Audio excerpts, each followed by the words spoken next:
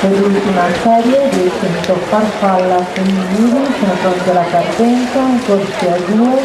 Danelucci e Isa,